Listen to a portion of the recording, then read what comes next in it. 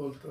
আর তারপরে সেই যে একটা সাবকনশিয়াস সাবকনসিয়াস মানে আমার কনসেপ্ট আমার করতে শুরু হ্যাঁ, করলো আমার মাথায়। দিদিমার কনস্ট্যান্ট একটা সাবলিমিনাল অ্যাডভার্টাইজিং, আর তার সঙ্গে সঙ্গে আমার বাবার জীবনে যে টার্ময়েল হুম। দেখেছিলাম, তো দুটো মিলিয়ে কোথাও যেন একটা অজানা কিছুকে তাড়া করার একটা জেদ চিপে গেল। আচ্ছা। হ্যাঁ, এই যে আজকের দিনে ছেলেমেয়েরা ঠিক করে, হ্যাঁ। Absolutely correct. হুম। ওরা বলবে আমি দেখবো, শুনবো, বুঝবো, we will get to understand কি করছে, ওটাই ঠিক, ওটাই একদম ঠিক। একদম। হ্যাঁ, তো আমরা কেরম একটা হয়তো একটা ইমোশন তাড়িত হয়ে, যেরকম ধরো কলম্বাস রওনা হয়েছিল।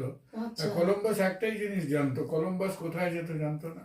কলম্বাস কোন দেশে যাচ্ছিল কোনো আইডিয়া ছিল না। কলম্বাস একটাই কথা জানতো, যে হাওয়াটা কোন সময় থেকে কোন সময় পড়ে, and that is why he could go and come back. আচ্ছা।